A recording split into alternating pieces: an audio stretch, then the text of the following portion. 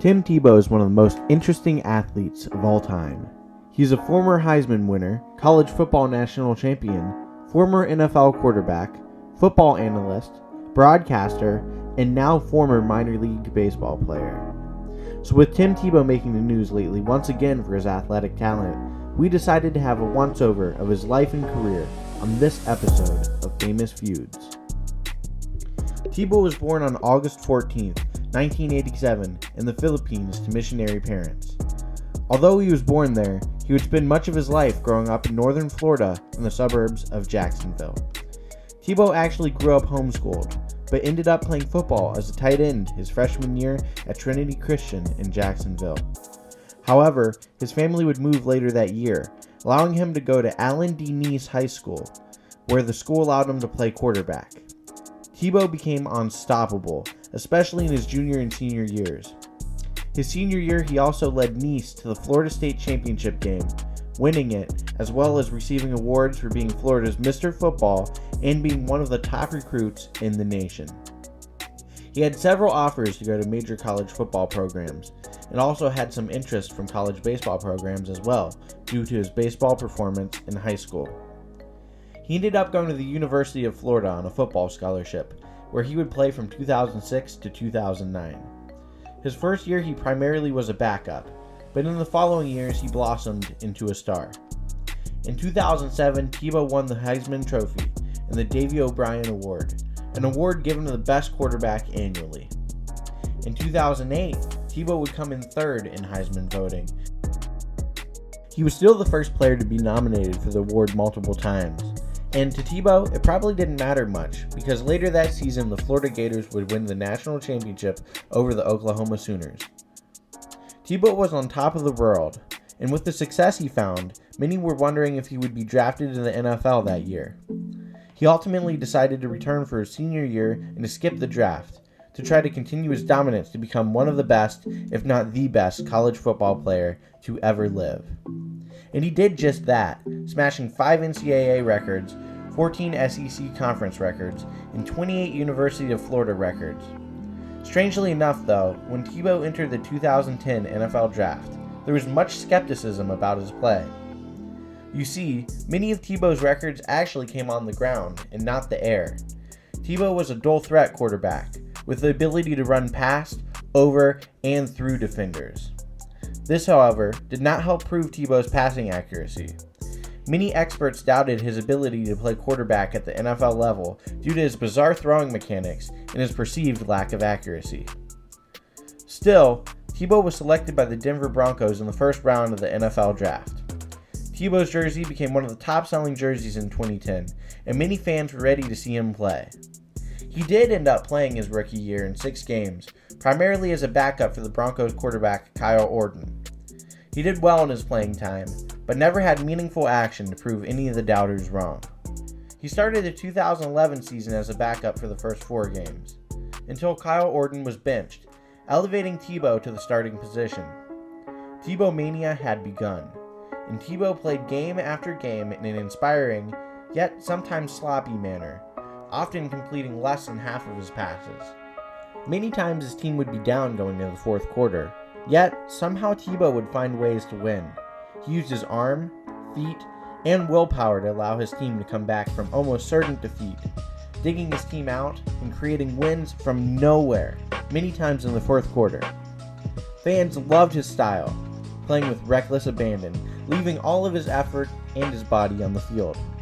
Yet many coaches disagreed with his game-winning philosophy, saying he did not fit the prototypical quarterback mold.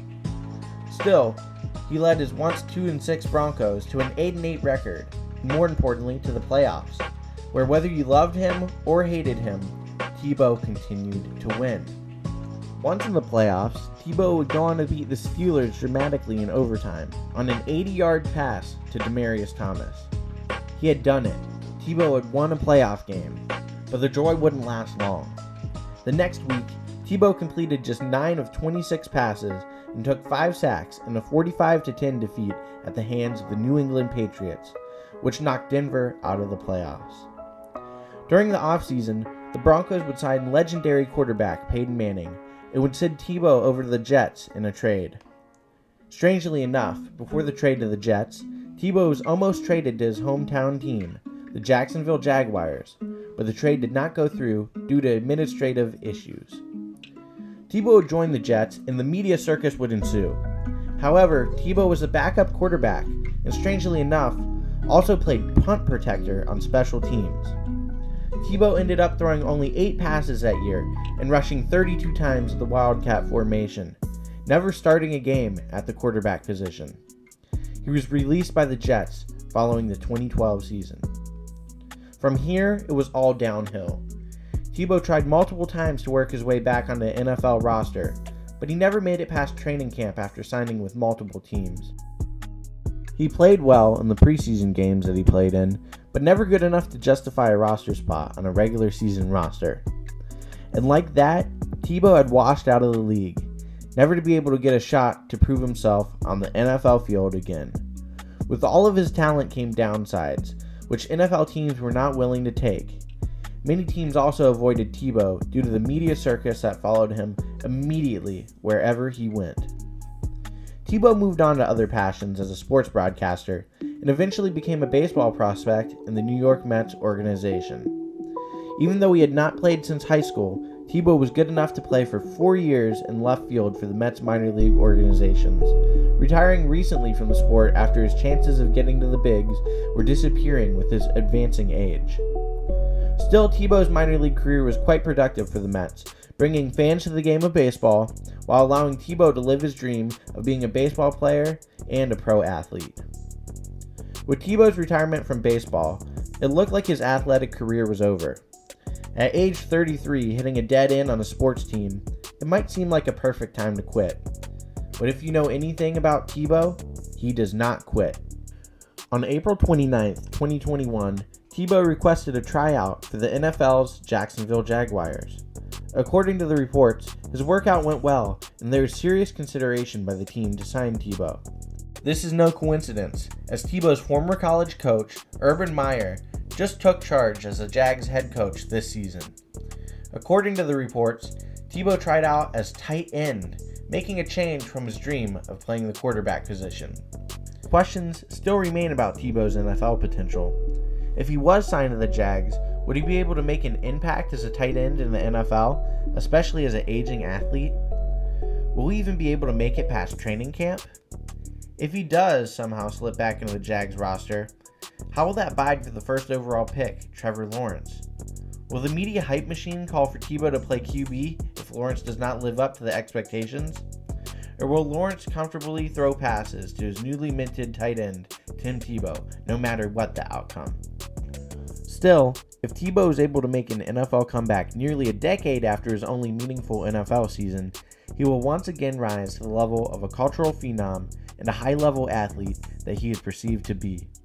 And although the chances remain unlikely of an NFL comeback at his age and new position, if anybody can do it, we know that it will be Tim Tebow.